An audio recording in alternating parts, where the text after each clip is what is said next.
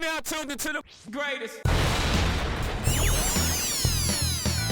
Run with Manny Wilson podcast. The Run with Manny Wilson podcast.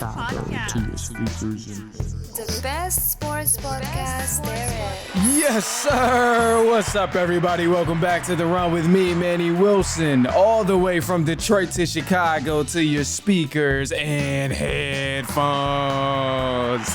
I appreciate you tuning in to the first interactive sports podcast, a community that makes sure your voice is heard. So if you hear something you agree with, you disagree with, you like or you dislike, go ahead, shoot us a quick take, 219-413-9405. And of course, we will play your take back on our next episode. So gotta respond to you. And speaking of episodes, shout out to SeatGeek for sponsoring this episode. Get $20 off your first ticket purchase when you use the promo code TheRunPodcast. Now this code can only be applied for first-time users on the mobile app or on the website. So I'm not sure about you, but some concerts that I'm looking forward to going to this fall. So I'm gonna go ahead and create me an account and then use this code to get $20 off. And that's gonna cover something. That's gonna cover some fees or something now.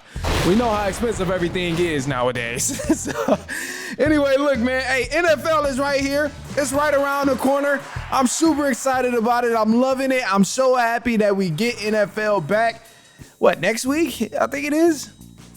It's Labor Day weekend. So yeah, next week. Yeah, so man, I'm excited about it. Anyway, look, we got some stuff to break down here because we talked about the NFC teams, and now it's time to talk about the AFC teams and the division winners in each of these divisions in the AFC, because there are some dogs in the AFC. But of course, man, let's go ahead and drive over to the AFC East, because this conference here, or this division, is kind of stacked. And, I thought I had a clear-cut winner in this division, and I realized that that's not necessarily the case. So initially, I'm like, AFC East, I'm going with the Dolphins to win this division.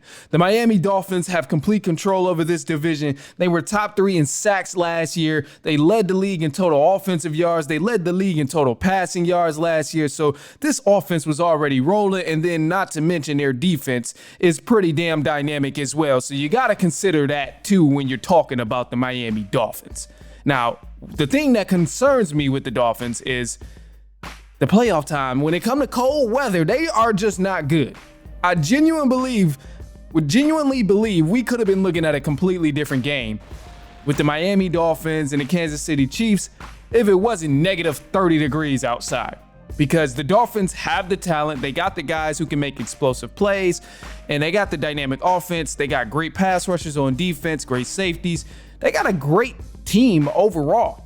So I think they're leading this division, but the only thing now is it's not going to be as easy because you got the New York Jets over there and they're healthy now. So you got to consider them as well, which I'll touch on in a second. But above all, I think the Dolphins still have control over this division here. As long as they can avoid cold weather games in the future and losing these cold weather games, then they'll be all right. But they got to get home field advantage come playoff time. That's the only way they're going to see that success, because if they go out to the cold weather, I think the statistic that's already out there that the Dolphins are 0-13, 0-14 in cold weather games. So they have to get home field advantage coming up in the playoffs whenever that's far down the line, of course. But they got to win some ball games so they can secure home field advantage.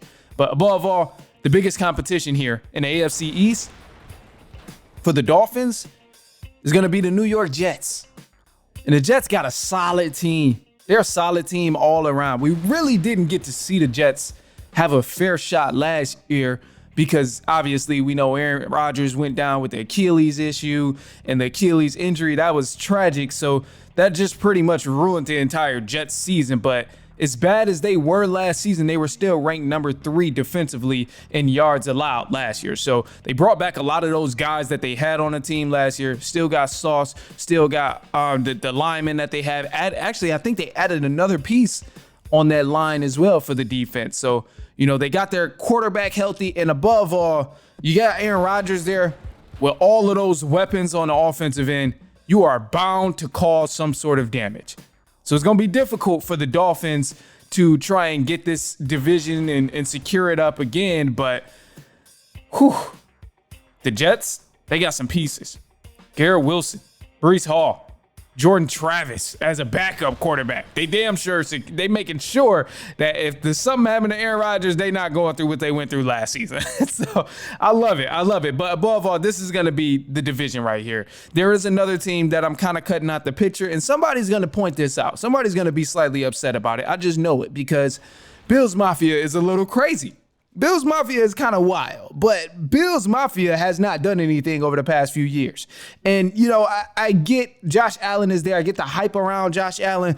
But at the end of the day, come playoffs, they just cannot secure it. They cannot get anything done. So I don't have much confidence in the Bills, and they lost a lot of pieces this year as well when you think about the team that they had compared to last year. So I don't believe they'll really get it done. And then matching them up against the competition that's now in that division, I don't see the Bills thriving over anybody. The Dolphins are elite. They were an elite team last year. The Jets, they were supposed to be elite, but however, we know they had some injuries that went down. But, you know, it can still go either way. They got some young talent.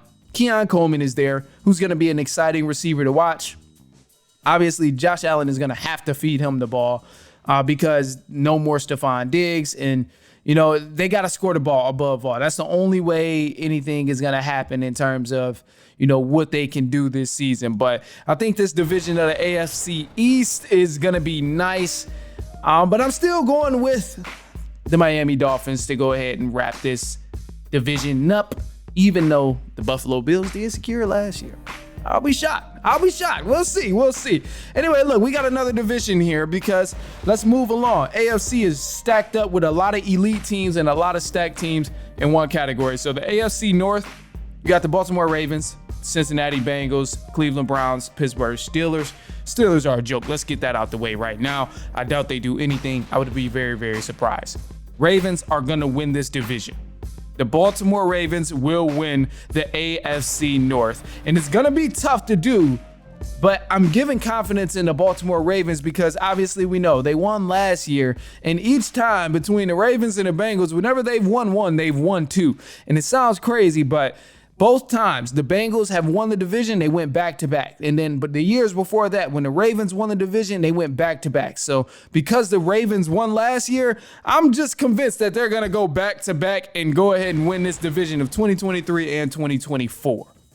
Now it's going to be tough, not going to be easy because clearly they're evenly talented teams. When you talk about the Ravens and the Bengals, both have great quarterbacks, both control the offense in dynamic ways and just have great plays that they can explode on. Like, I love both of these teams. Going to be great football all around, but I think if I had to put my faith in it, I'm going with the Baltimore Ravens. They were just really, really hot last year. Obviously, we know they added Derrick Henry. He's going to be a help, but I don't think it'll be much different than what we've seen last year from the Ravens, simply because they were already dominant last year.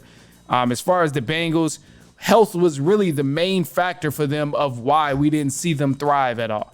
If they were healthy, we could have been looking at a completely different division winner last year in the AFC North. But Joe Burrow got hurt. You had Jamar Chase. He got hurt for a minute. Joe Mixon was out in and out for a second. So you had a lot of people, key guys, who couldn't really play in the game that would have been very impactful. So it's going to be different. But I think Bengals are going to be some close competition.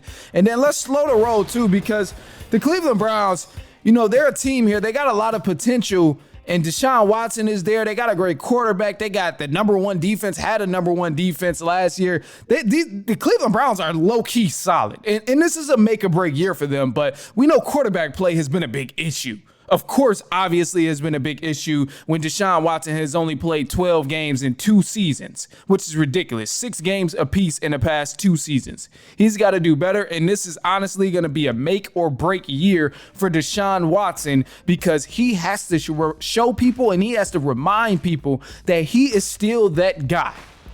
We didn't see it when he played 6 games last year. He damn sure didn't look like he was that guy. And now they have a legitimate shot at turning things around. They still got offensive pieces there. They still have all of their defensive pieces. So the Browns have a good team. Let's put that out in the open.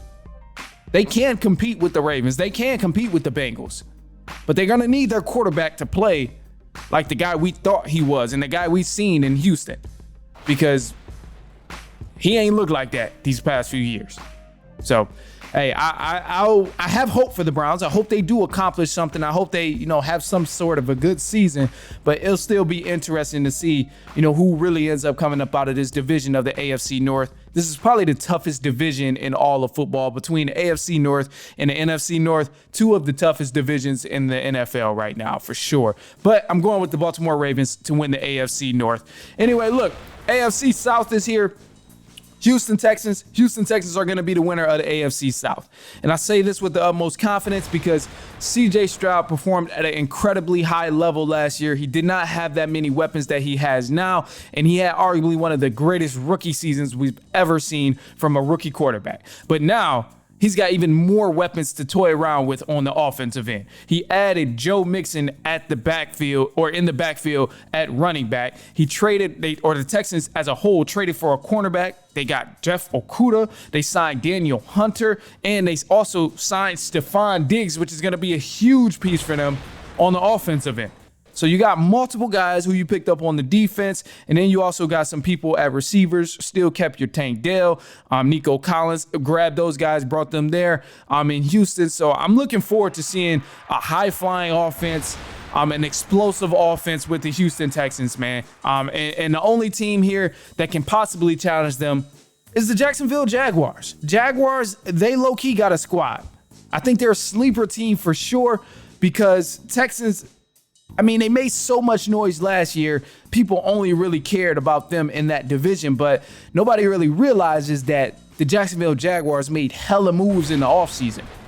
They grabbed the defensive lineman, Armstead. They grabbed a cornerback, Ronald Darby, safety, Darnell Savage, and then they picked up an offensive lineman, grabbed some wide receivers as well. You got Gabe Davis there, Devin Duvernay.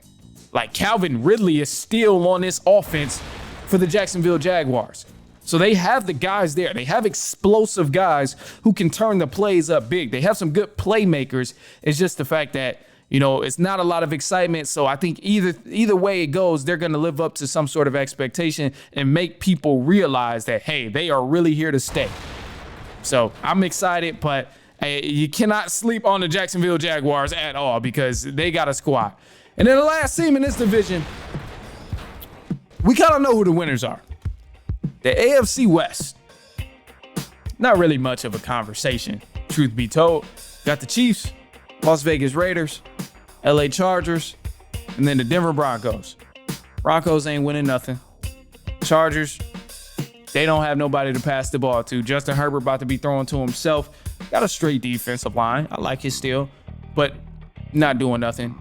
The Las Vegas Raiders, they established some home rules, so I'm interested to see what that is like. But above all, quarterback is not really a game changer. He's not going to make that much of an impact. He'll be all right. He'll be good, but I doubt that the Raiders quarterback is really somebody who's going to shake up the entire game and shake up the division. I doubt it. And Chiefs, who am I kidding, bro? Chiefs has won this division 8 times in a row. Come on, man. In the past 10 seasons, they've won this division 8 times in a row. It's not even a question about if they're going to win the division. We know that. At this point, they're chasing things way higher than the division.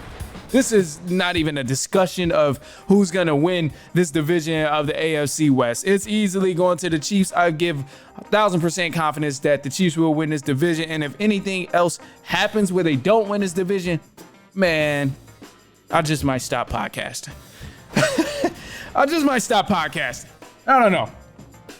Anyway, look, man. All right, look. So, hey, shoot me a quick take. I want to hear who your division winners are. I know I kind of went through a lot. There's a lot for the first segment. Dog some teams out.